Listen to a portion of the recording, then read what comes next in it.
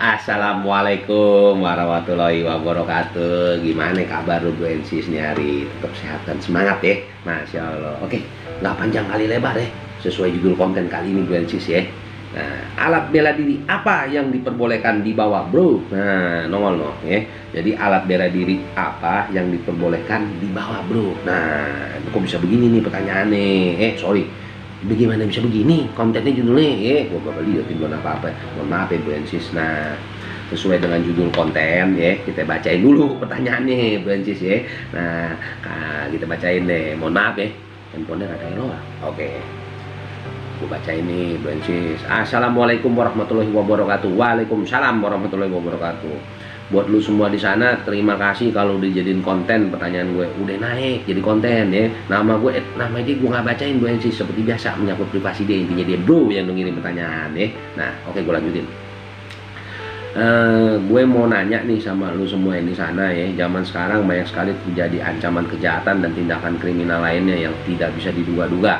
Nah, apakah ada alat pertahanan diri yang boleh dibawa tuh menurut aturan di negara kita? Jika ada, apa aja ya jenisnya ya? Gue mau bawa nih, soalnya kerja gue jauh, bolak-balik antara Jakarta dan sekitarnya. Wah, gitu aja deh. Terima kasih buat lu bro yang di sana, khususnya suka bacain pertanyaan. Jangan panjang kayak lebar, tolong naikin jadi konten. Astagfirullahaladzim, yang ledek gue nih, masya Allah. Ya nggak apa-apa deh bro, titik membangun nih. Oke, assalamualaikum warahmatullahi wabarakatuh. Waalaikumsalam warahmatullahi wabarakatuh. Oke, buat lu nih bro ya, yang udah ngirim pertanyaan, dan panjang sih sebenarnya pertanyaannya nih Bu Ensis ya, tapi gue rangkum aja deh ya. Jadi intinya dia nanya kan jelas tuh, alat pertahanan diri apa yang boleh dibawa nih ya di negara kita ya. Kita mulai ya ulasan lengkap ya Bu Ensis, khususnya lu bro yang udah ngirim pertanyaan ya, dan semoga insya Allah lu semua dapat pencerahan ya. Oke ya, gue mulai ya. Nah, jadi sepanjang penelusuran gue nih sama teman-teman nih, tidak ada peraturan khusus yang mengatur mengenai senjata apa yang diperbolehkan sebagai alat pertahanan diri. Jadi intinya sih nggak ada yang boleh ya gitu ya, masya Allah. Nah, jadi gue mulai nih.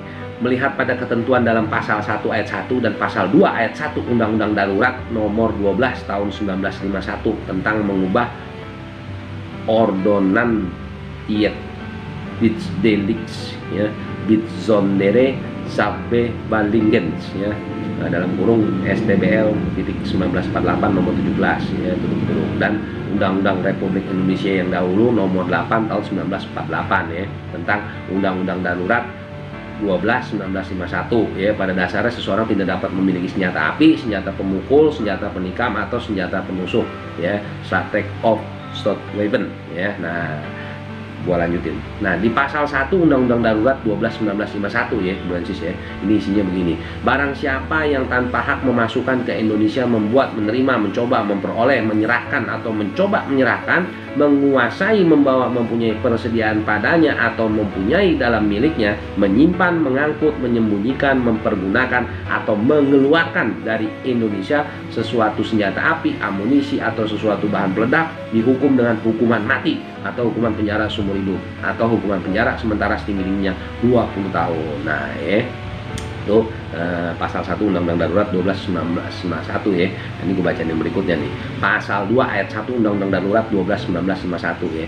Barang siapa yang tanpa hak memasukkan ke Indonesia, membuat, menerima, mencoba, memperolehnya, menyerahkan atau mencoba menyerahkan, menguasai, membawa, mempunyai persediaan padanya atau mempunyai dalam miliknya, menyimpan, mengangkut, menyembunyikan, mempergunakan atau mengeluarkan dari Indonesia sesuatu senjata pemukul, senjata penikam atau senjata penusuk, subject of stock weapon ya, dihukum dengan hukuman penjara setinggi-tingginya 10 tahun. Nah, tetapi begini Bu Ensis ya, sebagaimana disebut dalam rumusan pasal-pasal tadi itu yang gue bacain ya, hal yang dilarang tersebut dapat dilakukan jika orang tersebut memiliki hak untuk melakukan kepemilikan senjata api, senjata pemukul, senjata penikam atau senjata penusuk ya.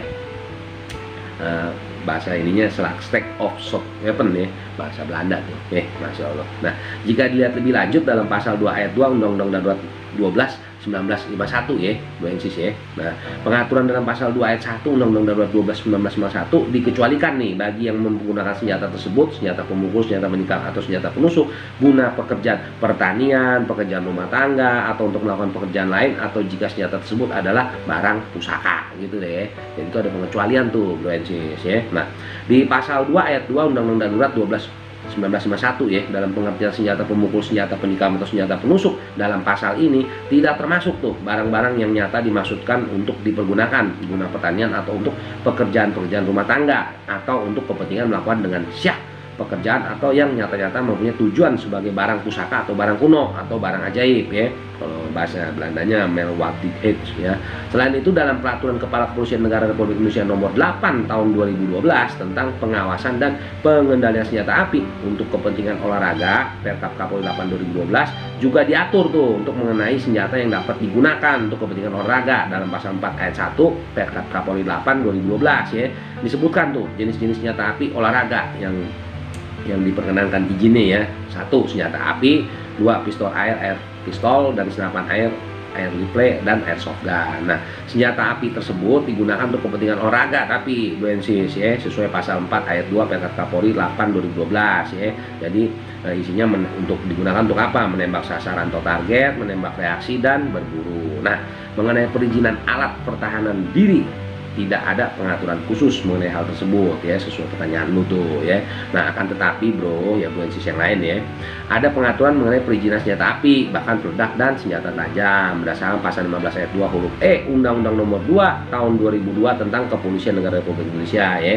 Kepolisian Negara Republik Indonesia berwenang untuk memberikan izin dan melakukan pengawasan senjata api, bahan peledak, dan senjata tajam ya. Nah, mengenai perizinan dan pendaftaran ini juga diatur nih BNSIS, khususnya lu bro yang mengirim pertanyaan ya, sesuai pasal 5 Undang-Undang nomor 8 tahun 1948 tentang mencabut peraturan Dewan Pertahanan Negara nomor 14 dan menetapkan peraturan tentang pendaftaran dan pemberian izin pemakaian senjata api Undang-Undang 8 1948 ya. Jadi senjata api yang berada di tangan orang bukan anggota tentara atau polisi harus didaftarkan oleh Kepala Kepolisian Karesidenan atau Kepala Kepolisian Daerah Istimewa. Selanjutnya disebut Kepala Kepolisian Karesidenan saja ya, atau orang yang ditunjukkannya ya. Nah, lebih lanjut nih BNSIS ya, kalau dikatakan di dalam pasal 9 Undang-Undang 8 1948 ya, setiap orang bukan anggota tentara atau polisi yang mempunyai dan memakai senjata api harus mempunyai surat izin pemakaian senjata api menurut contoh ya yang ditetapkan oleh Kepala Kepolisian Negara Republik Indonesia ya. Untuk tiap senjata api harus diberikan selai surat izin. Dalam hal ini yang berhak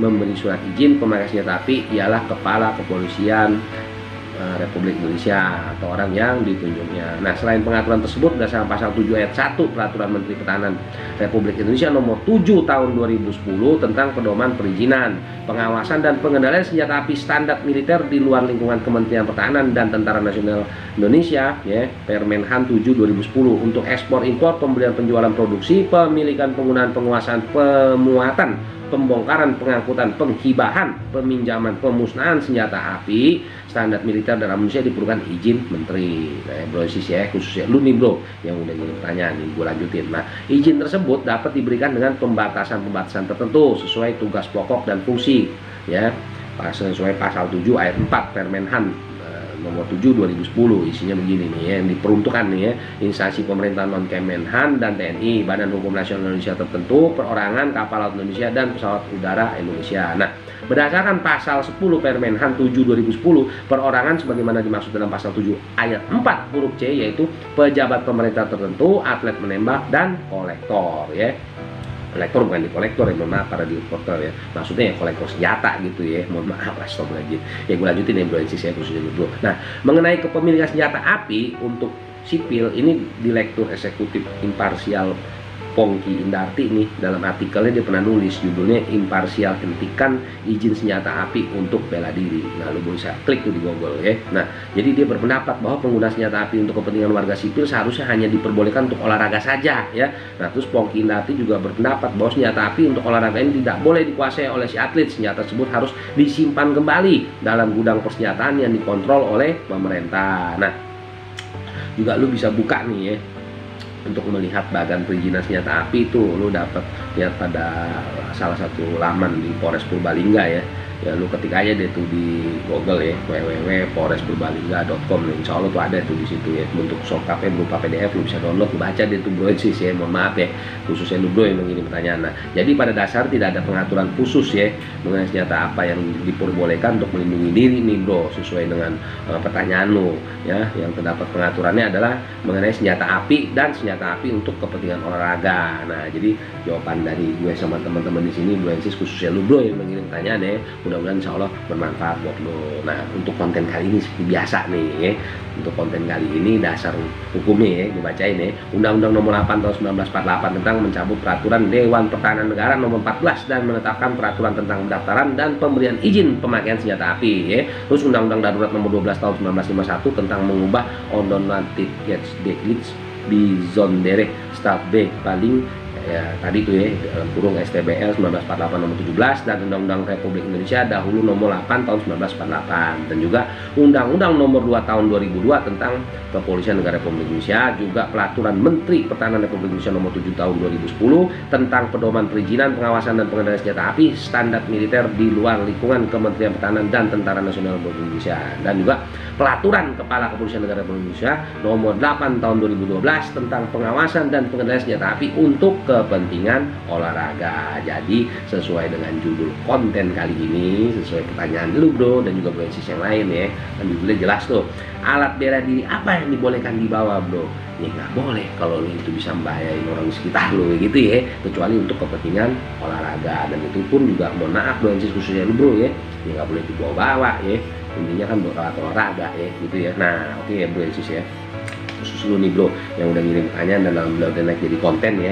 Nah gini, kalau ternyata konten ini ya lu kayaknya dapat pencerahannya kan kayaknya kurang puas gitu ya pencerahan yang lu dapat, gampang bro ya, lu kirim lagi email sambungan pertanyaan lu cantumin ya, tolong ya kontak person lu, nanti insya Allah kita akan sambung di konten berikutnya, nyambung konten ini, kita ada live streaming dan kita hadirkan, kita undang ya narsum dan pakarnya ya, dan dulu kita undang juga ikut live streaming. Jadi makanya perlu kontak lu bro ya yang mengirim pertanyaan, biar apa ya, biar kita bisa diskusi bareng ya gitu ya, gue tungguin lu juga jangan lupa tuh bro ya gitu loh. Nah juga buat si yang lain yang punya hobi yang sama kayak dia atau bukan hobi ya, buat jaga-jaga ya, buat jaga-jaga keluar tuh bos nyata ya, ini nggak boleh begitu aja ya. Nah oke. Buat lu juga semua Bluensis lain yang baru ketemu channel kita mungkin nanya ya, gimana sih gua kalau mengirim pertanyaan kayak bro tadi dan bisa lolos dan naik jadi konten ya, lu kirim nih ke sini nih. Nah dia nongol tuh supersemalawfirm@gmail.com ya, lu buruan deh tuh ke email kita nih, gua ulang nih, itu ada sih bener tulisan, lu screenshot aja tuh supersemalawfirm@gmail.com, screenshot buruan Bluensis ya.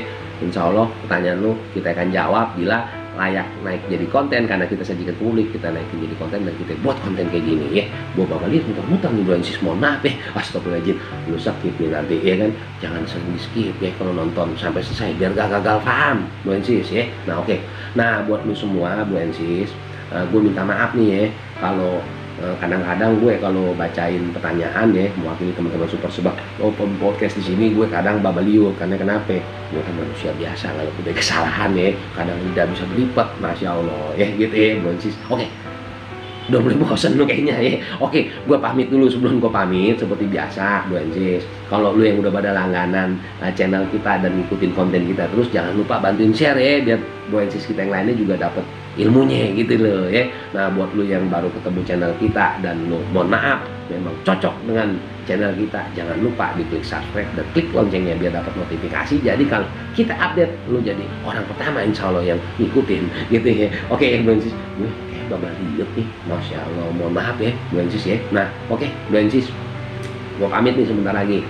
Seperti biasa gue mewakili teman-teman Super Semalawfirm Podcast di sini, gue minta maaf kalau ada salah kata, tapi lo orang semua gak usah khawatir, karena kita di sini Super Semalawfirm Podcast setiap menjawab pertanyaan lo yang masuk, kita selalu mengacu pada peraturan perundang-undangan yang ada, regulasi yang ada, serta informasi yang kita himpun yang akurasi informasi itu insya Allah jos gitu ya Bluensis ya. Nah seperti biasa Bluensis, ini kan masih suasana pandemi COVID, jangan lupa ya prokes, pesannya mama, pakai masker, jaga jarak, cuci tangan. Lu baru pulang dari manapun aktivitas, balik ke rumah lu, nemuin keluarga lu, jangan lupa salinan pakaian yang bersih Bluensis ya. Dan tiap hari pola makan, pola hidup serta olahraga jangan lupa, biar kita tetap sehat dan semangat selama masa pandemi COVID gitu ya Bluensis ya. Nah oke, gue pamit, tapi ada satu lagi nih, gue minta maaf sebelum gue akhirin ya. Bersihin hati, bersihin pikiran, disiplin. Insya Allah Bluensis, kalau lu udah bersihin hati, bersihin pikiran dan disiplin di setiap kegiatan aktivitas lu keseharian, kita akan terhindar dari semua bentuk pelanggaran dan masalah hukum yang bisa timbul terhadap diri kita semua. Jadi jangan lupa bersihin hati, bersihin pikiran, disiplin. Gitu dulu ya bulan sis ya, gue pamit, tungguin channel berikutnya. Kok channel berikutnya, mohon maaf, konten berikutnya, astagfirullahaladzim, mohon maaf ya, gue bebeliut mulu nih lidah gue, Masya Allah. Oke ya, gue pamit ya, tetap sehat dan semangat ya. Assalamualaikum warahmatullahi wabarakatuh.